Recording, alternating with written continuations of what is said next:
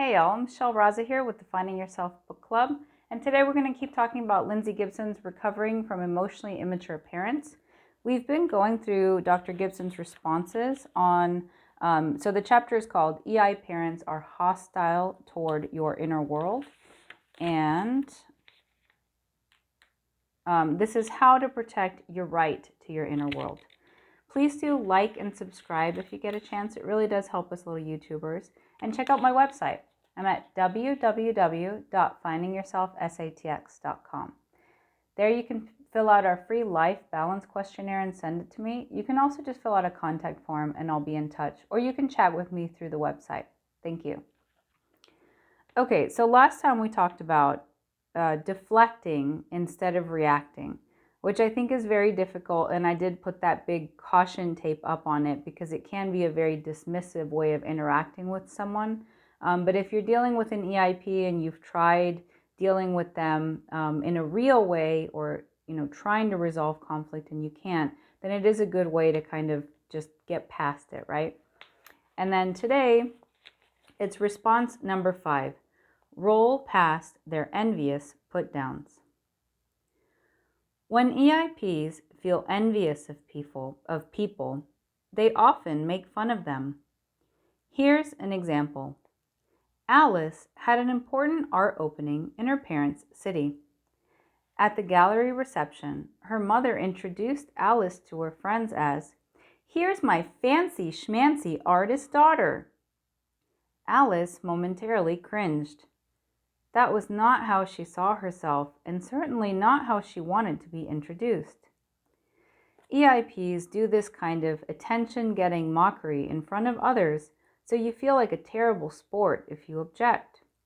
The most effective response to this behavior is to roll past it and hold on to your happiness.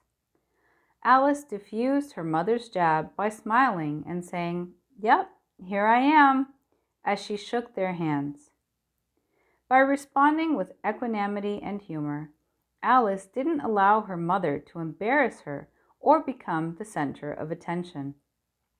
By not reacting, Alice kept the focus on herself, where it should have been, in a celebration of her success. So I think there's a couple things here that we probably want to touch on. The first is reacting.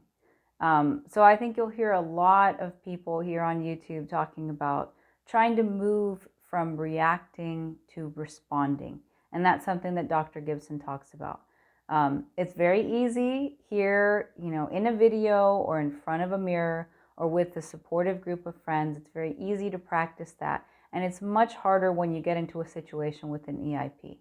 And I think I said in one of the previous videos, but your family knows how to push your buttons because they're the ones who help sew them on. So they know how to get under your skin. They know how to get a rise from you. And so don't feel bad if you end up reacting instead of responding. But it's just something that we want to work towards. And the other thing is about celebrating your successes. I don't know you, but I know that you probably work very hard in your life. And if you've been raised by EIPs, it might be difficult to celebrate your success, especially if every time you brought your success to your EIP, it was either mocked, like in this case, or maybe they poked holes in it, criticized it, or it was just never good enough. So if that's the case, what I recommend, and I'm on this journey with you guys, I'm not perfect. I've been learning along with y'all, and actually it was because I discovered Dr. Gibson's works that I started this about a year ago now. I don't know if I've said this story on YouTube before, but I got on Reddit and I was all excited on Reddit and I started posting about the book, and I immediately got banned from like 2 different groups because I thought I was selling something. And it was just because I was so in love with Dr. Gibson's works that I started ranting about them on Reddit and got myself posted for blocked from groups. So it really is a work of passion that brings me here. But anyway, what I was going to tell you guys is that it's recent for me to have built my own support system. Having been raised by EIPs, having a family of EIPs, it's very difficult to celebrate my successes. Sorry, I'm messing with my nose ring. I'm not picking my nose, I'm messing with my nose ring. to celebrate my successes. And so I worked very hard to cultivate a group of 6 other women who are very supportive, all flawed, just like me. None of us is perfect. And we're able to share with each other when we have problems in our day and support each other. There's only a couple rules in the group, and one is not to judge each other. And also, we're able to celebrate our successes.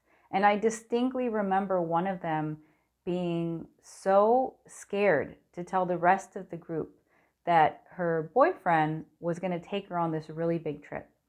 And I said, you have to share it. You have to share it with the group. And some of us are having relationship issues, and some of us have great relationships. But, you know, like I said, nobody's perfect, and not everyone has the stellar boyfriend that she does, right? And she said, well, I don't know. I don't want to hurt anyone's feelings by sharing my success.